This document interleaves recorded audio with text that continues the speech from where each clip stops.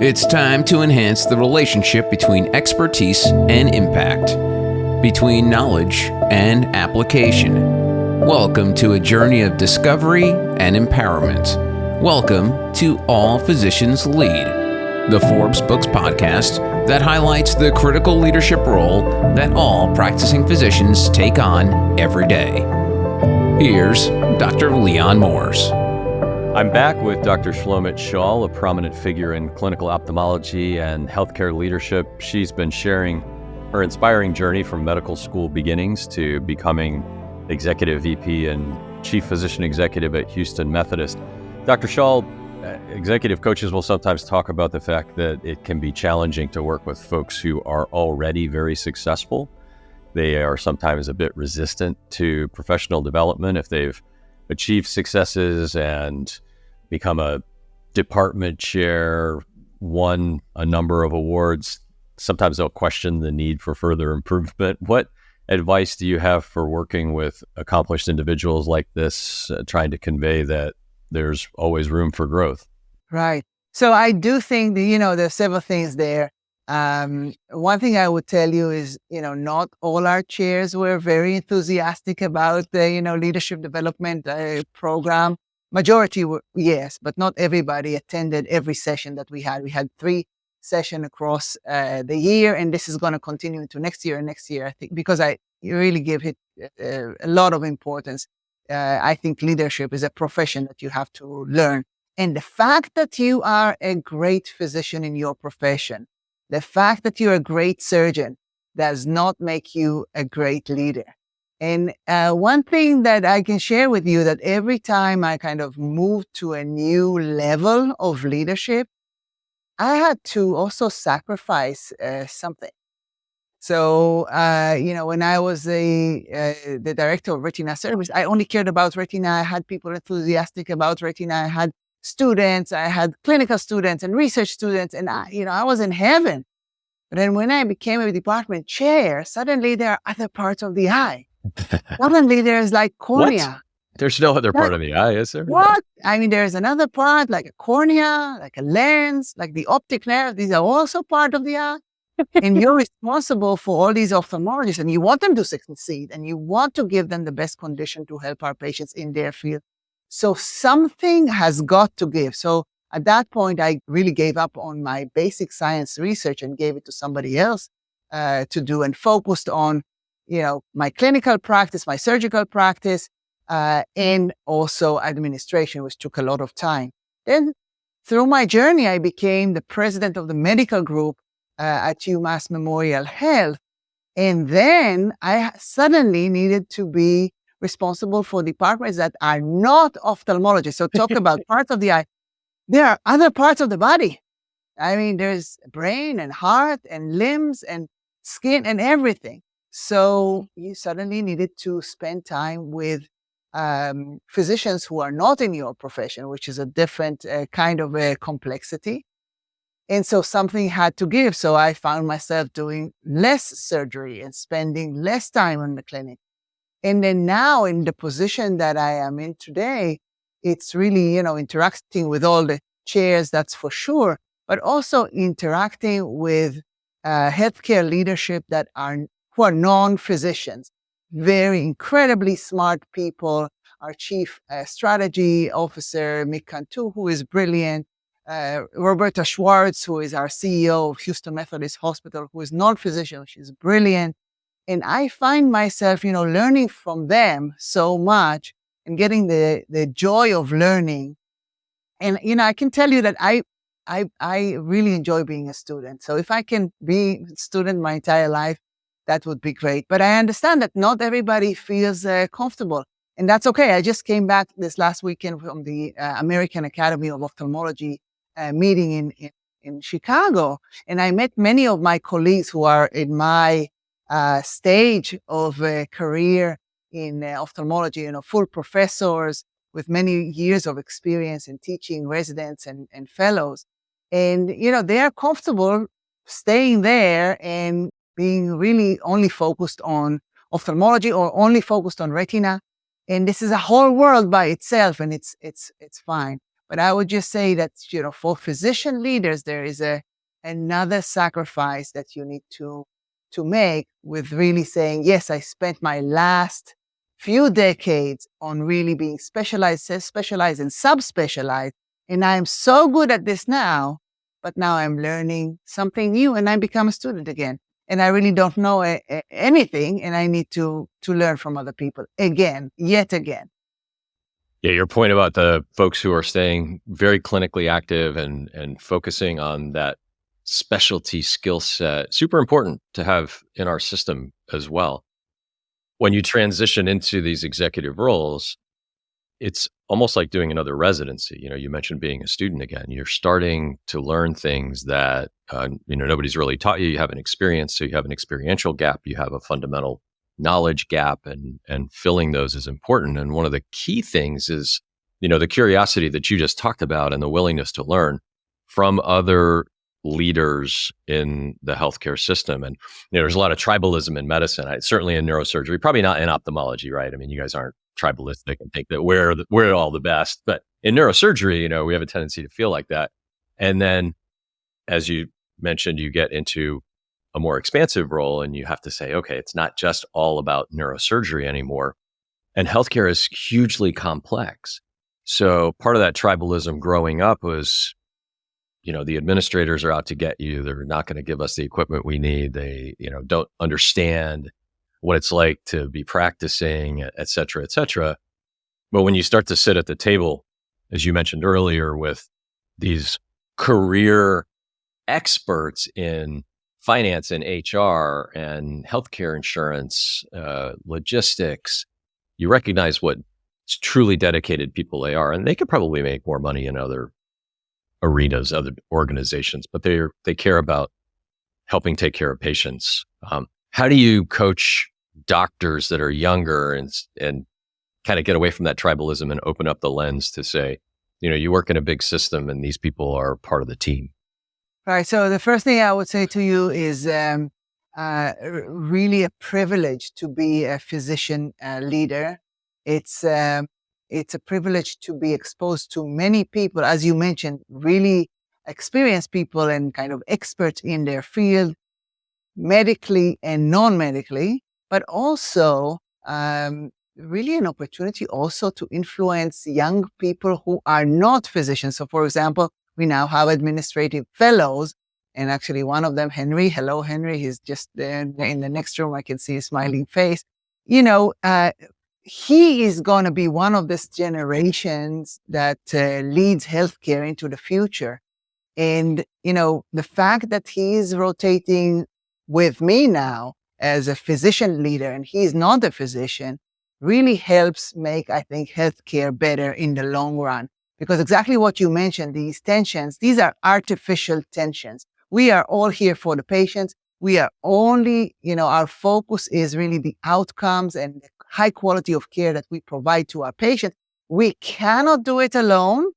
And somebody, yes, needs to be kind of the conductor of the entire concert. And that might be the physician, and that's fine.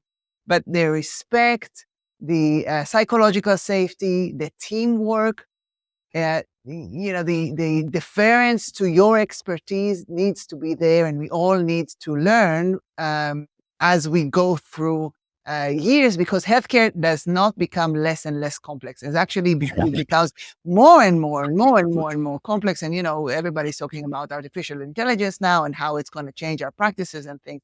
So, the one thing I would say to somebody that wants to be like me, a physician leader, is saying, forget and don't forget that you're a physician. Forget that you're a physician expert for a while. Don't act like an expert. But also remember that you're a physician, because it's super important to lead healthcare systems through a physician lens. It's a slightly different lens than just administration alone. So I think, physician leader or healthcare leader, non-physician, it's a little bit different types. And we can't forget that we are physicians. We can't forget the journey that we went through that.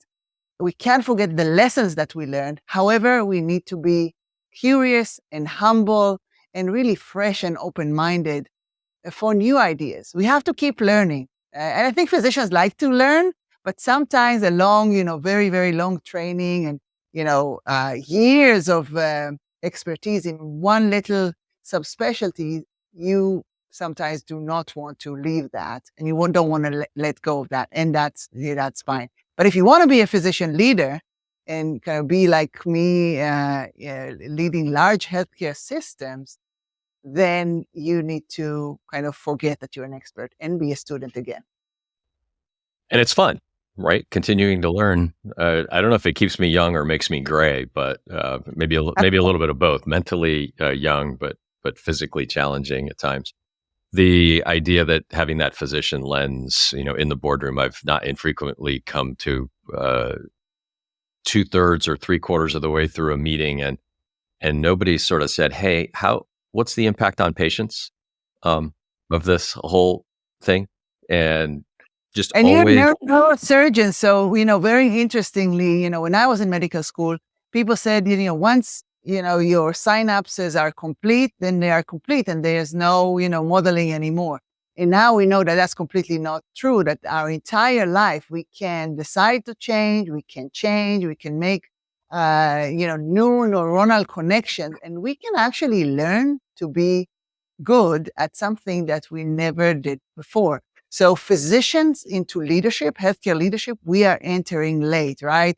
The pure administrators like Henry Burns here, our fellow, they start from young. I think he's like 22 years old, right? He's starting his career in healthcare very, very young. I started my career in healthcare leadership only after I really became chair. And, this is a gap of like 15 years. But it's not really that age that matters. It's really how we build upon our experiences and how do we remain open to change and learn from anyone and everyone. thank you for saying that. I'm going to take that to heart. Age doesn't matter. I'm going to walk out of here saying age doesn't matter. Age doesn't matter. Age doesn't matter. Thanks. You've achieved success in three big areas: clinical practice, research, leadership. That triple threat that we've talked about for decades in healthcare and physician leadership and career progression, if you will. There's a lot of talk that is going away. You can't really be a great clinician and a great researcher and a great administrative leader, as complex as things are now. What advice do you give younger folks? Is it still achievable, or is it even desirable to try to be good at all of those? So I think it comes back to the definition of success. What do we define as success? And, what does society define as success? I can just see it through my own lens. I have the utmost respect for academicians, for physician scientists. I grew up in that arena. I've seen, how academic medicine transforms lives and also pushes boundaries, leads to discoveries, lead to changes in practice. I understand the difficulties and the sacrifices, and a lot of times, you are paid less and you need to do more. In all of this, I think will remain true. But there is something in academic medicine that is so special, and you cannot. It's not for everybody, but the most special thing about it is that you teach other people. You make an influence for generations. So the happiest and proudest moment for me is to see all the people I have taught flourish in their own environment, whatever they chose to be. So I've taught clinicians, I've taught ophthalmologists, general ophthalmologists, I've taught retina surgeons and medical retina people, and I've taught scientists to become scientists, and I am now teaching leaders.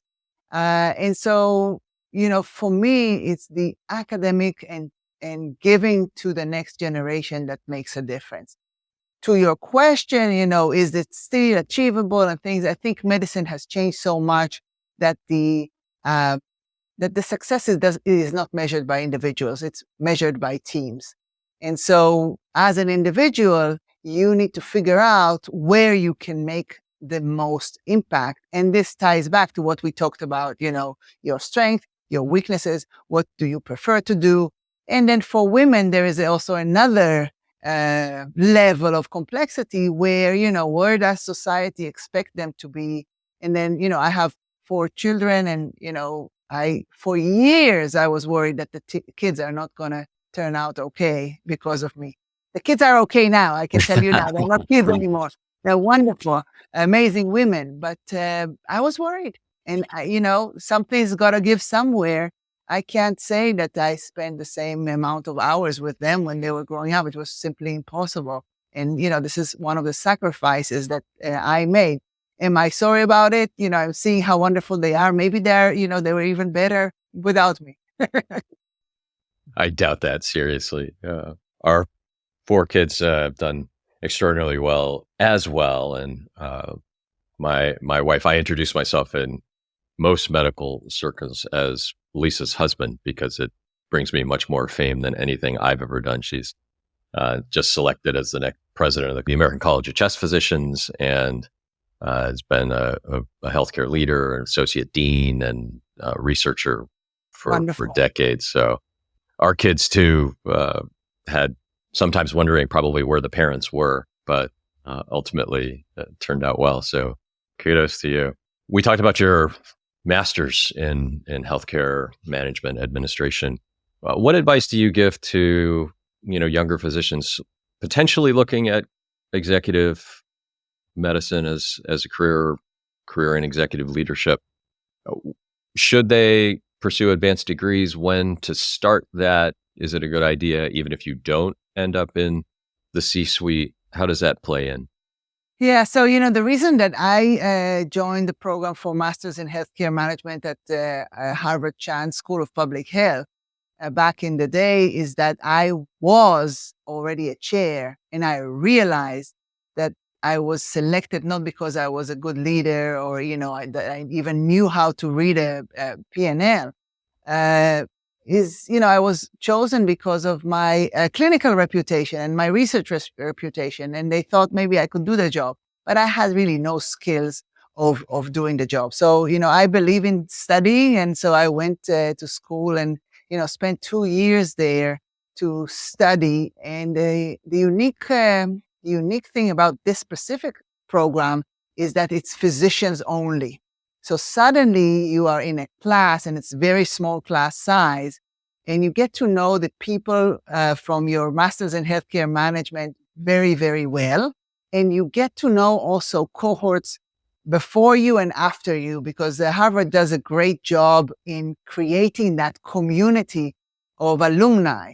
And they have every year even an alumni day that you get to interact and you get to know. So what it gives you, even if certainly if you're going to be in healthcare administration, it gives you basically, first of all, everything that you need in the basic knowledge, the finances, the quality and patient safety knowledge, healthcare systems, the IT, human resources, organizational behavior. It gives you the building blocks of the theory, but it also, and perhaps more importantly, gives you this connection with an incredible group of people who decided to do exactly what you have done and spend time to learn how to be a physician leader. And the benefits of that, this is really priceless. I still have, my classmates, communicating with them. And when I look back, this is going to be our 5-year anniversary in 2025. When I look back and see, we are all in class, we were all, somewhere in time doing some job. Majority of us have moved on to bigger jobs, and a lot of us are kind of leading healthcare systems across the country, myself included, which is incredible. So this network gives you a safe space to pick up the phone and say, what is it for that? And what are you doing for that? And now recently, there's a IV fluids shortage. that network has been incredibly useful in getting information of what other systems are doing and how do you handle this crisis. So then in healthcare, it's a very, very, very small world. And I can give you a practical example. Now I'm chairing the search committee for our new chief academic officer here at Houston Methodist. It's a really high level job.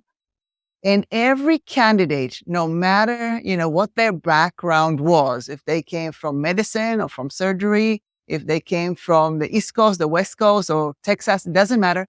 I was one person removed from a phone call to say, is this person, what can you tell you about this person? So, that's a lot of power because as you well known, we want to hire the best people for our organization. And the world of healthcare is very, very small. So these connections, this really friends that you have in healthcare everywhere, these are really your sounding board, and they help you succeed, and they help you push healthcare further. And this is not only in the United States, by the way. These are also leaders across the world. When you move into one of these positions, it feels very different, at least did for me. You get promoted from assistant professor to associate professor to professor. That seems relatively smooth.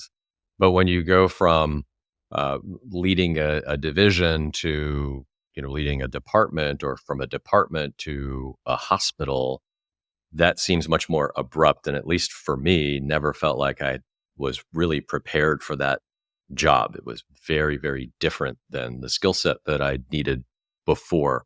I think one of your YouTube podcasts is tagged as, getting comfortable being uncomfortable. Right.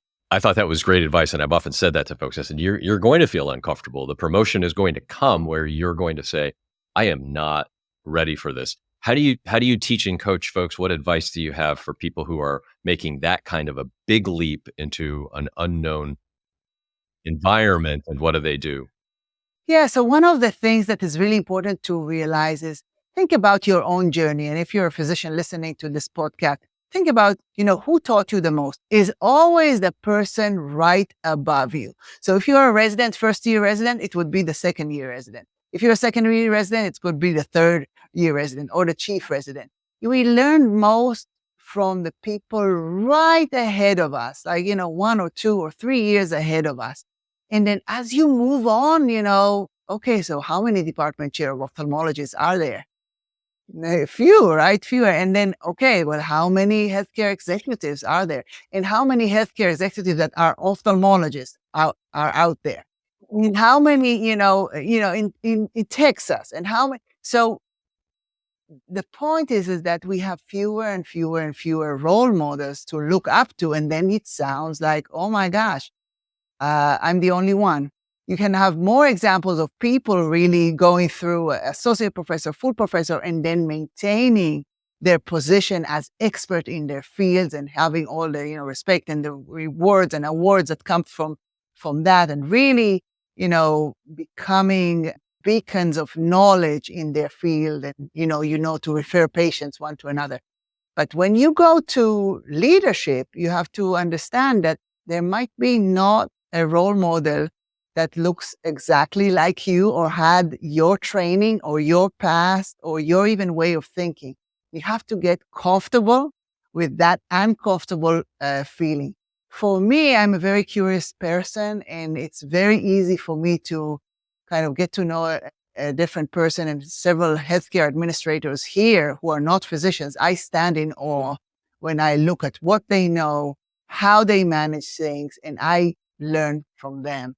And so I think the greatest advice that I would say is that they're always role models, but the role models, they may come from a completely different background, and they may not look like you at all. They may not have your history or your training, but, you are both in that position of leading healthcare systems, and these are now your peers. There's always going to be a peer to learn from. That's terrific advice. Thanks very much. And thanks. We're going to wrap this up in a minute or two. Any closing thoughts for the listeners, big picture items that you want to leave everybody with? Yeah, I think it's super important to have physician in healthcare leadership. I think that it requires sacrifice. It requires humility. It requires passion and ambition to learn and to be a continuous student. But in the end, the physician perspective is so unique and it impacts patients. And we lived through taking care of patients and we know how hard it is, not only physically, but also emotionally to take care of patients and their family and have the responsibility of delivering high quality of care to them. So if more physicians could take on that challenge and try healthcare administration, that would be fantastic. And I realize that this is what you're also trying to do with your podcast. So thumbs up to you and thank you. Thank you for this opportunity to talk about this subject. Dr. Schaal, thanks so much for taking time out of your insanely busy schedule that I know you have. Appreciate your insights. Really, really high quality advice here. And thanks for what you do, taking care of patients every day in your role now. We appreciate you being here. Thank you. It's my pleasure. Nice to get to know you a little. Absolutely. And that's it for another episode of All Physicians Lead. If you like the show, please subscribe so we can notify you about new episodes. In addition, please take a moment to leave us a review so others can benefit from the leadership insights of our terrific guests. See you next time as we continue to explore redefining physician leadership. This has been All Physicians Lead. We can all be better leaders, and our teammates and patients will be the beneficiaries. Go to allphysicianslead.com to unlock your potential, sharpen your impact, and elevate your journey. All Physicians Lead with Dr. Leon Morse is a production of Forbes Books.